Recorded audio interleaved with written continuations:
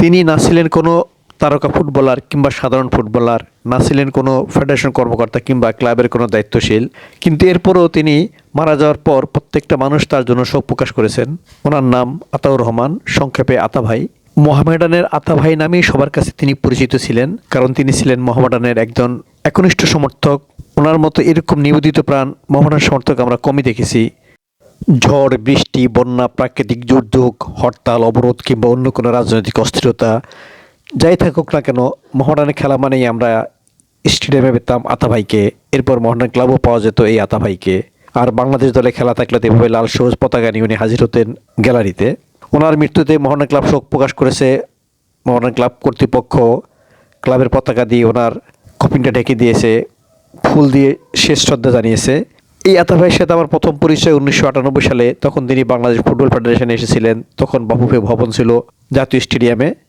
একদিন সন্ধ্যার পর তিনি সেখানে আসলেন। ইংলিশে বেশ কিছু কথা বললেন, অনর্গল কথা বললেন, শুদ্ধ ইংরেজি ভাষায় কথা বললেন। কথা বলে বেশ ভালোই লাগলো। এরপর ওনার সাথে আরও কথা বললাম, ওনাকে নিয়ে নিউজ করেছি, ওনার বাসায় আমি গিয়েছি। উনিও মাঝে মাঝে আমাকে ফোন দিতেন, খোঁজখবর নিতেন। একজন মানুষ, একজন সমর্থক স্রেফি ফুটবলকে ভালোবেসে, খেলাধুলাকে ভালোবেসে কতটুকু জনপ্রিয় হতে পারেন সেটাই হলো না আতা ভাই। শুধু দেশে নয়, বিদেশে মাটিতেও তিনি ব্যাপক জনপ্রিয় ছিলেন।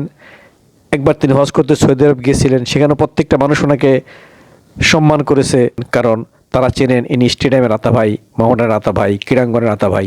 সেই আতা ভাই দুনিয়া থেকে চলে গেছেন, আল্লাহ ওনাকে বেহেশতে নসিব করুন।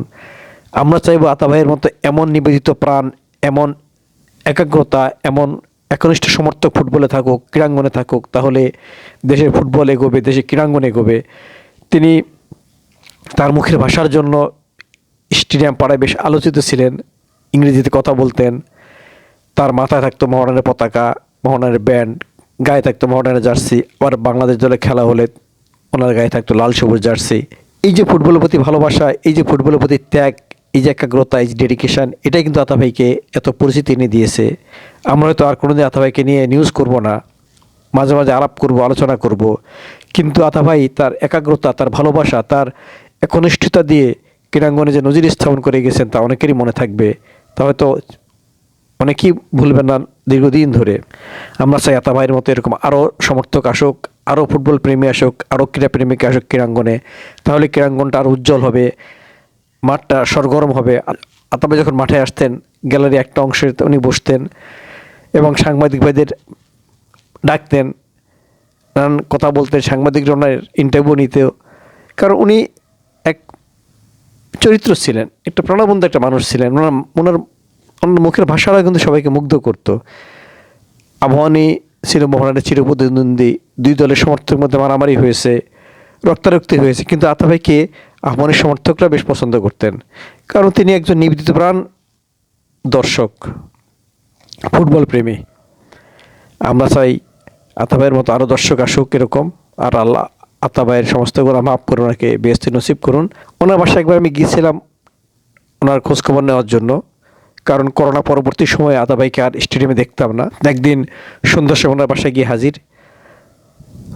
উনি অসুস্থ, বাসায় কেউ থাকেন না, কারণ ওনার স্ত্রী শাহিনা অনেক আগে মারা গেছেন, একমাত্র মেয়ে নাসরা আরেকখানে বিয়ে হয়ে চলে গেছে।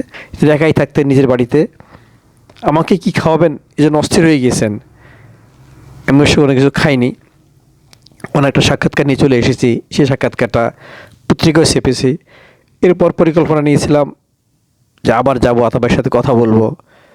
এই কয়েকদিন আগে চিন্তা করছিলাম আতা ভাই কী অবস্থা, খোঁজখবর নিয়ে আসি, কেমন আছেন। কিন্তু এরপর শুনলাম যে উনি দুনিয়া থেকেই চলে গেছেন, আর কোনোদিন কথাও হবে না, আর কোনোদিন ওনাকে আমরা পাবো না। উনি চলে গেছেন ওপারে, আমরা এখনও বেঁচে আছি, আল্লাহ আমাদেরকে নিয়ে যাবেন।